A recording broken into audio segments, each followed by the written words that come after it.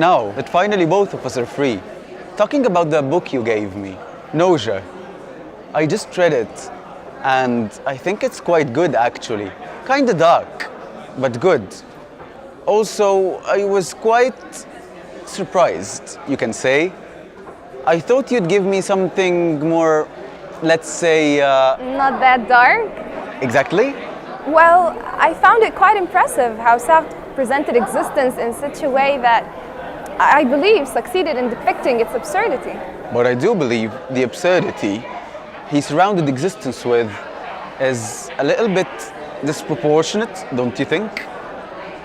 It's like normal people don't live their lives with their truths and lies, ups and downs in their conscious minds. Certainly not everyone, but I suppose many of us do. I'd even claim that all of us do at some point in our lives, but some can just shake it off and get over it easily, but for others it continues and it magnifies the absurdity of existence, making life just a meaningless burden, and one might wonder then, why go on with life? But that does not concern me. What actually baffles me though is why bring new ones? What do you mean exactly? What I mean is, why bring oblivious, innocent beings into such an existence of absurdity and adversity in the first place? How do people keep on thinking it's a good idea to bring more babies into it? Are you asking why should humans reproduce? Yeah, why should humans reproduce? Well, it's quite obvious actually. It's our duty that God has commanded and the prophets have preached that we reproduce. Honestly, Dad, that's not much of an argument. You see, this argument would hold if you're speaking to someone who not just carries the same beliefs as yours, but also feels as obliged by them as you do. And you can't just assume this, so I'd rather we discuss this using more objective arguments. Fine. Away with all religious motives. You see, having children and the whole process of parenting is what makes a healthy family. And a healthy family improves the quality of life for every member of the family, making them happier, more put together, and just stable. And you know, growing old, the parents would have someone to lean on. Oh, right, but actually there are so many reasons why this argument should never be made again. I mean, seriously, don't you think it's quite selfish to consider that one's own quality of life and happiness are a justification for bringing someone into this unpleasant life, and in addition expect them to stick around for us to lean on them when we grow old, as though one is making an insurance policy or an object, not a human being. And it's not even been shown that it does improve the quality of life. If anything, postpartum depression is no secret, especially for mothers, right? And fine, let's assume that it does improve the quality of life. Wouldn't adopting an already abandoned child be more humane than adding one more suffering being into the 7 billion? Why do you make it sound more like a punishment? Of all the very low possibilities, you and I, of all the other possible zygotes, have made it. In this way, life should be seen as a gift and should be cherished. Actually, to me, the fact that it was so unlikely that it would have come into existence, combined with recognition of its more of a harm, it just makes it more of bad luck than anything else. And I mean... Harm? Why do you think coming into existence is a harm? Because it is, Dad. Life is not as good as you might be thinking. Our confidence that life is not bad is just the product of various cognitive biases. And that's why many of us are insensitive to the serious harm of existence. Even if so, it's not a point of weakness in humans. It's more of a brain coping mechanism that improves one's quality of life. And even if we have a low quality of life, it doesn't mean that we suffer through it all. Yes, but the truth is that human lives are of low quality, and on every scale. And how's that? How's that? Well, let's see. Knowledge? We'll never attain complete knowledge, not even close. Safety? Since the dawn of time, humans have been killing each other. Wars are always there. Natural disasters strike multiple times a year. Health? Yeah, true, less people are dying of diseases every day, but there's still such occurrences. And the more we extend people's lives, the more we extend their suffering of aging and weakness. We're so fragile. The weakest virus can put us in bed for days. The slightest mutation can get us cancer. Biochemical imbalances can cause us mental illness. And every one of us, though aware that these events are likely, think that he or she is an exception. But there's plenty of good as there is bad. The quality of every single aspect that you've mentioned is improving.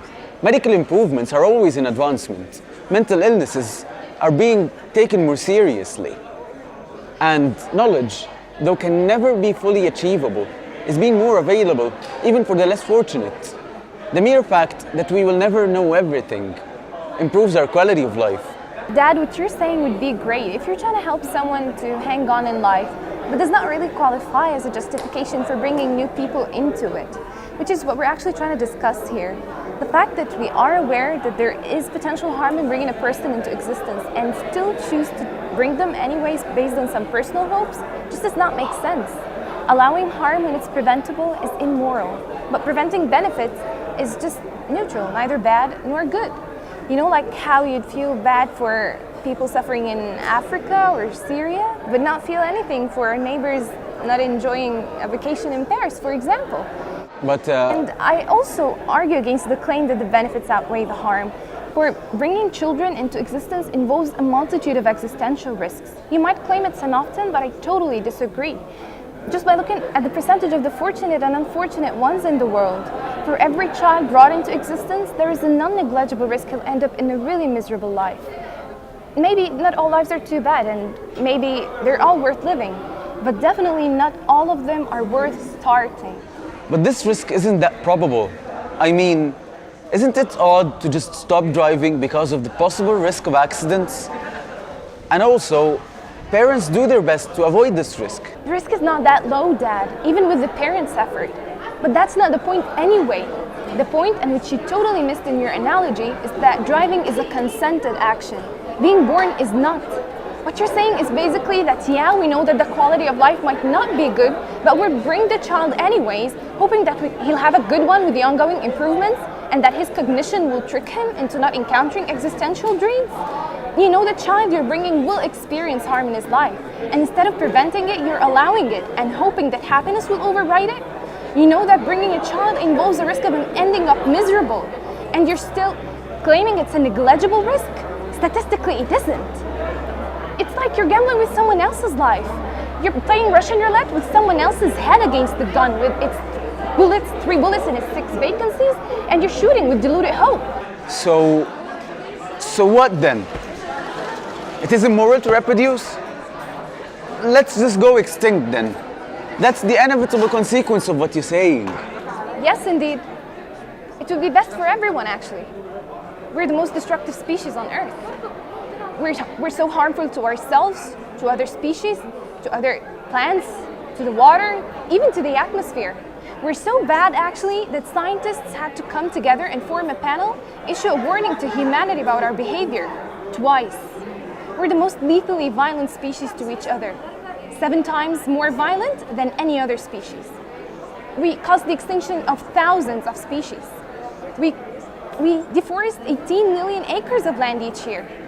So yeah, no big deal if we go extinct. All right, I agree that we've been the most destructive, but we're becoming more aware of it. And we've been decreasing our destructive and violent behaviors by a great extent. Unlike what's being highlighted by the media, we're living in the most peaceful era of history of all time. Ultimate peace might not be achievable, I understand, but we can reach minimal levels. This positive change shows that unlike every other species, we are the most aware of its behavior and the consequences.